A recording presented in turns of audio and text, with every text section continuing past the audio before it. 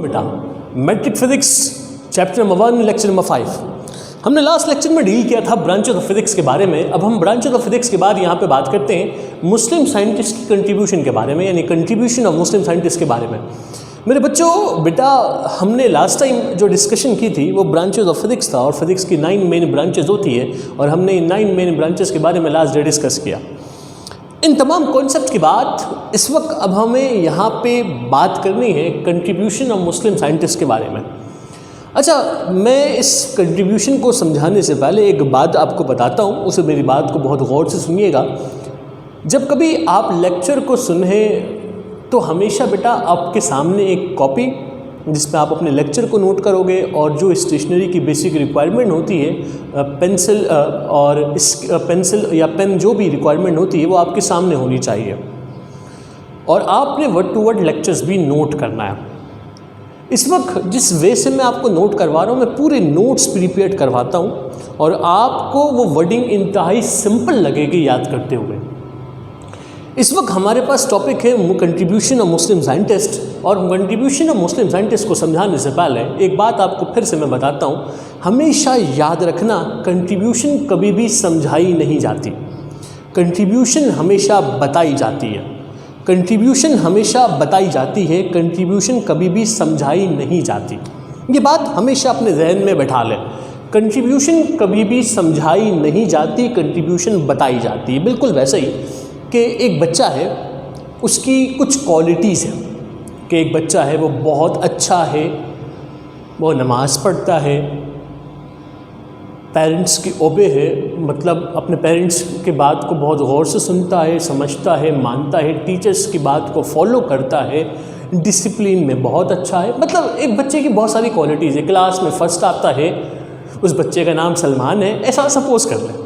लेकिन आप तो हंस रहे होंगे ये सुनने के बाद, मुझे पता है कोई इतनी तारीफ़ तो नहीं करेगा, लेकिन फिर भी सपोज़ कर लो उस बच्चे का नाम सलमान अली है।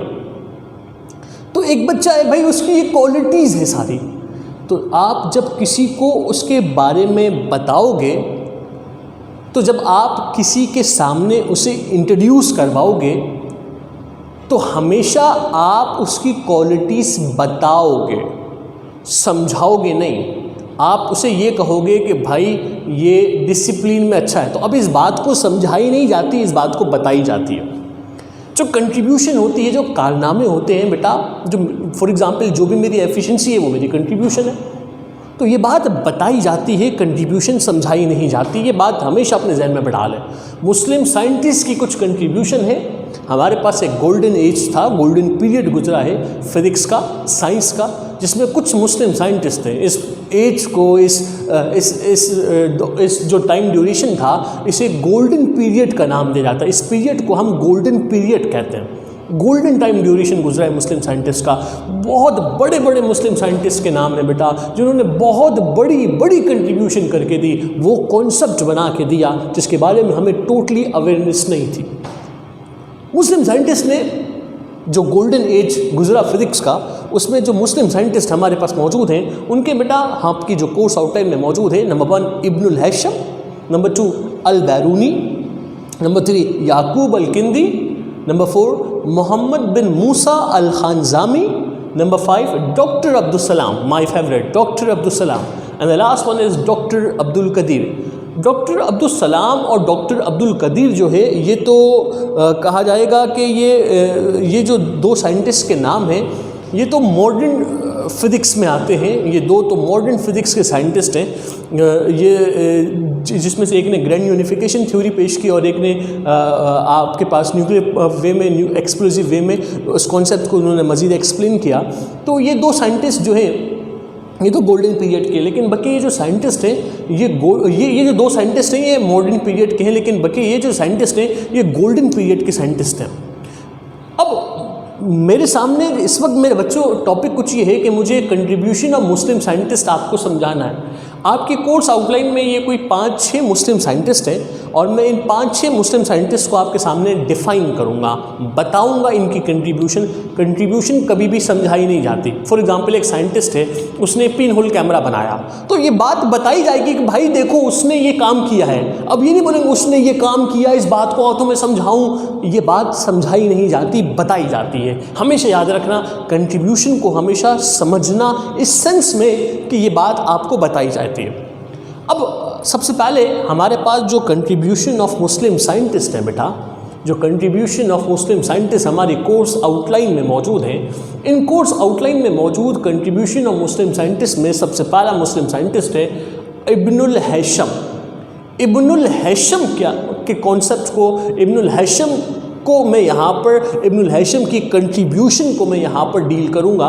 इब्नुल हैशम के बारे में अगर हम बात करें, ये मुस्लिम साइंटिस्ट हैं, ये गोल्डन पीरियड के मुस्लिम साइंटिस्ट हैं और इनका शुमार उन मेन साइंटिस्ट में होता है, उन कुछ साइंटिस्ट में होता है जिन्होंने फिजिक्स की दुनिया को बदल के रख दिया। बहुत बड़े बड़े कारनामे इन्होंने पेश किए।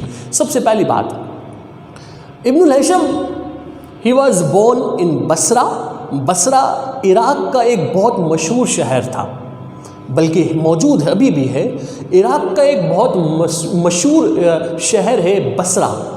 बसरा उस दौर में, जैसे आज हम कहते हैं कि अगर किसी को तालीम हासिल करनी है तो हम उसे यूरोप की एग्जांपल देते हैं कि वहाँ की तालीम बहुत आला है, ये है वो है, इस तरह की बात करते हैं हम। इसी तरह से उस दौर में बसरा तालीम का शहर कहलाता था कि अगर किसी को तालीम की एग्जाम्पल देनी हो, एजुकेशन के बारे में बात करनी हो कि सबसे ज़्यादा एजुकेटेड पीपल या सबसे ज़्यादा एजुकेशन में जो रुझान होती है लोगों की, ये सबसे बेस्ट एजुकेशन जो मिलती थी वो बसरा से मिलती थी। और तालीम या एजुकेशन की एग्जाम्पल में लोग हमेशा बसरा का वर्ड यूज़ करते थे। और आप बसरा में ही पैदा हुए। आप बसरा यानी इराक का एक बहुत मशहूर शहर था, कहा जाता है he was born in Basra, well known city of Iraq. एक बहुत मशहूर शहर था इराक का बसरा, आप वहाँ पे पैदा हुए। इसके बाद it means Ibn al Haytham was born in Basra, a well known city of Iraq, मतलब आप बसरा में पैदा हुए, एक इराक के बहुत मशहूर शहर में। फिर कहता ये है ही was a great scholar of physics. ये एक ग्रेट स्कॉलर थे फिज़िक्स के, मैथमेटिक्स के, इंजीनियरिंग के, मेडिसिन के एंड एस्ट्रोनॉमी के। He was a great scholar, एक ग्रेट स्कॉलर थे आप। किस किस के बेटा? फिजिक्स के। किसके बेटा? इंजीनियरिंग के, मैथ्स के, मेडिसिन के, एस्ट्रोनॉमी के। मतलब आपके पास जो आपके जो ग्रेड, आप जो स्कॉलर्स रखते थे, मतलब आपके पास जो कॉन्सेप्ट आपने एक्सप्लेन किया वो फिज़िक्स में भी एक्सप्लेन किया, वो इंजीनियरिंग में भी किया, वो मैथ्स में भी किया, वो मेडिसिन में भी किया। इसी तरह से आपने डिफरेंट कॉन्सेप्ट एस्ट्रोनॉमी में भी किया। इसी तरह से कहा जाता है कि आपके पास जो अवेयरनेस मौजूद थी, आपके पास जो काबिलियत मौजूद थी, वो physics, maths, astronomy, engineering and medicine. आप एक ग्रेट स्कॉलर थे इन तमाम कॉन्सेप्ट के, इन तमाम सब्जेक्ट्स के। तो कहा जाता है, मैं सिंपल करता हूँ इस चीज़ को क्योंकि समझाई नहीं जाती, बता रहा हूँ, तो कहा जाता है ये was a great scholar of physics, maths, engineering, medicine and astronomy. इसके बाद ये तो इनकी बेसिक इंट्रोडक्शन है कि ये वाज बोर्न इन बसरा, वो बसरा में पैदा हुआ, well known city of Iraq. ये was a great scholar of physics, maths, engineering, medicine and astronomy.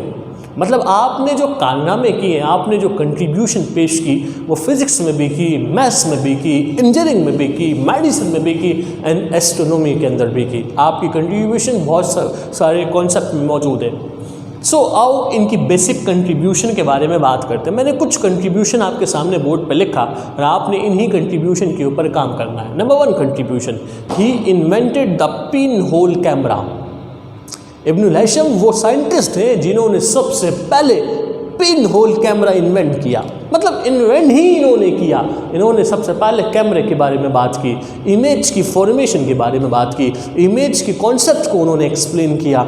Image का कॉन्सेप्ट क्या होता है, रिफ्लेक्शन और रिफ्रैक्शन ऑफ लाइट का प्रोसेस जो हमें मिला है बेटा वो आपसे ही मिला है।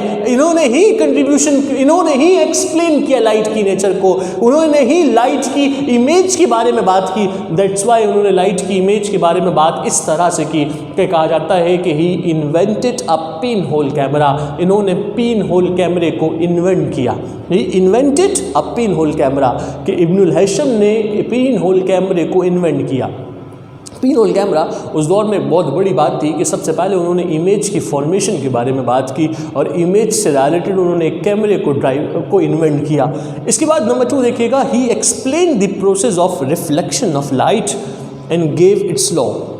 इन्होंने रिफ्लेक्शन ऑफ लाइट के प्रोसेस को एक्सप्लेन किया। रिफ्लेक्शन ऑफ लाइट क्या होती है बेटा? कहा जाता है अगर रे ऑफ लाइट एक मीडियम से आए, किसी भी सरफेस से टकराने के बाद उसी मीडियम में वापस चली जाए। मीडियम मतलब हमारे एयर, जो हमारा एटमॉस्फेयर है, जो क्लाइमेट है, ये जो मीडियम है ये एयर मीडियम है और वाटर सरफेस जो होती है वो डेंसर मीडियम होती है। बहुत डिटेल बात है, मैं अभी डिटेल नहीं कर सकता, मैं आपको इतनी बातें नहीं बता सकता, सिर्फ इतना से कह रहा हूँ मीडियम की 2 टाइप्स होती हैं और मीडियम एक रेयर मीडियम होती है, एक डेंसर मीडियम। रेयर मीडियम का मतलब होता है एक ऐसा मीडियम जिसकी डेंसिटी कम हो और डेंसर मीडियम मतलब जिसकी डेंसिटी ज़्यादा हो। रेयर मीडियम की सबसे बेस्ट एग्जाम्पल होती है एयर और डेंसर मीडियम की सबसे बेस्ट एग्जाम्पल होती है वाटर। तो कहा जाता है अगर एक रे ऑफ लाइट एक मीडियम से आए, एक सरफेस से, किस सरफेस से? रिफ्लेक्टिंग सरफेस से, मतलब मिरर। हमारे घर में जो सरफेस है ना, रिफ्लेक्टिंग सरफेस, जो मिरर हम यूज़ करते हैं, तो कहा जाता है अगर एक रे ऑफ लाइट एक मीडियम से आए, एक रिफ्लेक्टिंग सरफेस से स्ट्राइक करने के बाद उसी मीडियम में अगर बाउंस बैक हो जाए, इस प्रोसेस को रिफ्लेक्शन ऑफ लाइट का नाम दिया जाता है। एक टेनिस बॉल को अगर मैं दीवार पे थ्रो करूँ, बॉल जाके टकराएगी, टकरा कर वापस आएगी, this is called bounce back. जहाँ से गई वहीं पर वापस आ गई। अगर ये काम लाइट करे तो इसे हम नाम देते हैं रिफ्लेक्शन ऑफ लाइट का।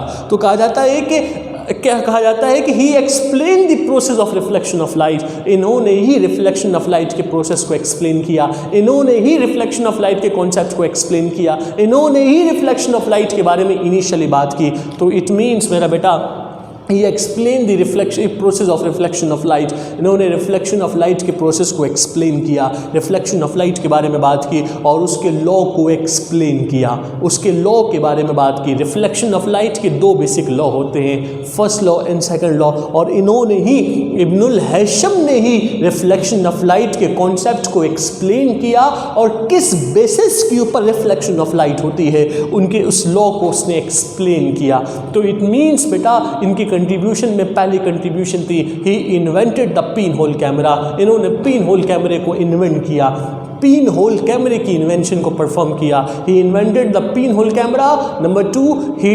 Explain the process of reflection of light. इन्होंने रिफ्लेक्शन ऑफ लाइट के प्रोसेस को एक्सप्लेन किया एंड गिव इट्स लॉ, और उसके लॉ को भी डिफाइन किया, उसके लॉ को भी एक्सप्लेन किया।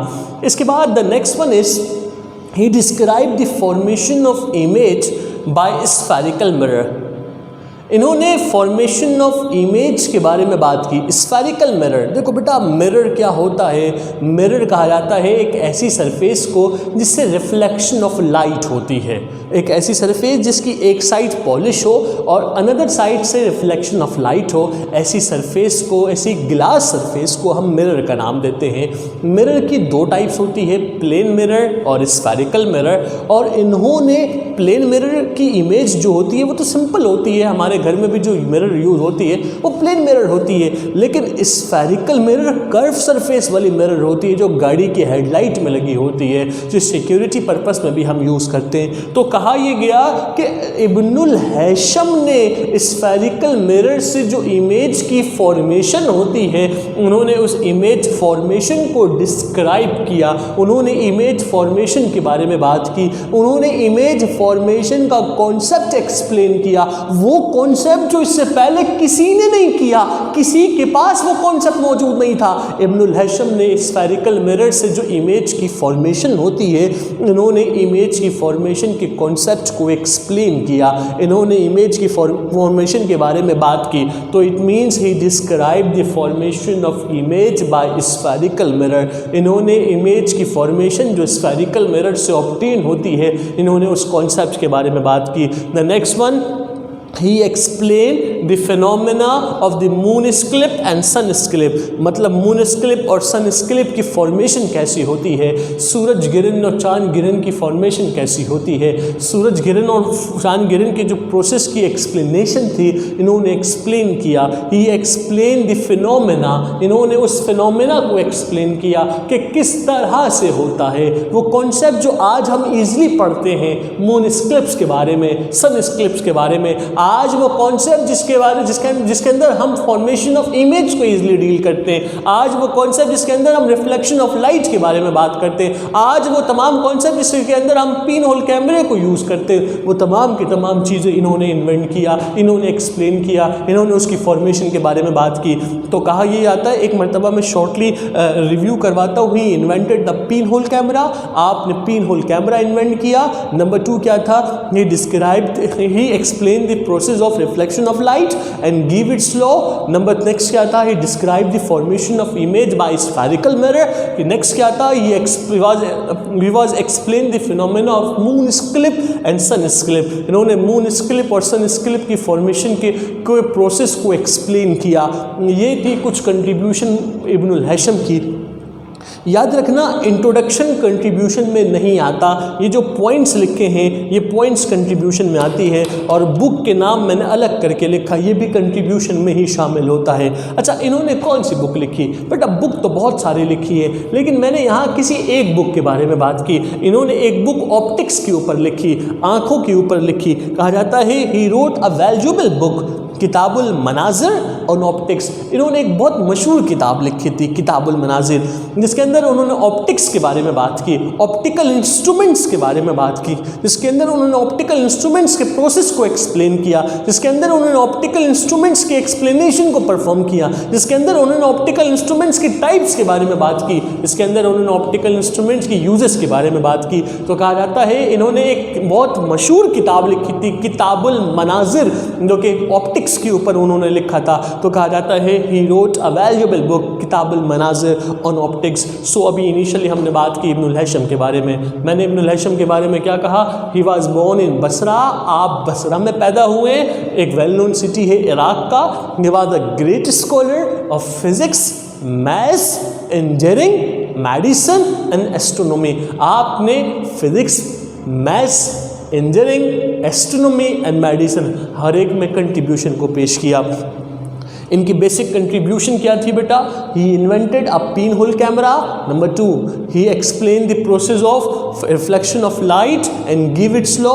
नंबर नेक्स्ट क्या था, he describe the formation of image by spherical mirror. Next क्या था, he was explain the phenomena of the moon eclipse and the sun स्क्लिप।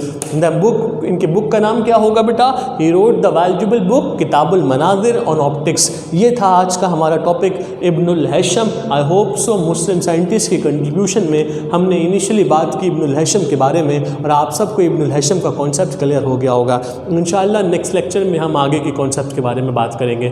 Thank you so much मेरा बेटा, अल्लाह हाफ़िज़।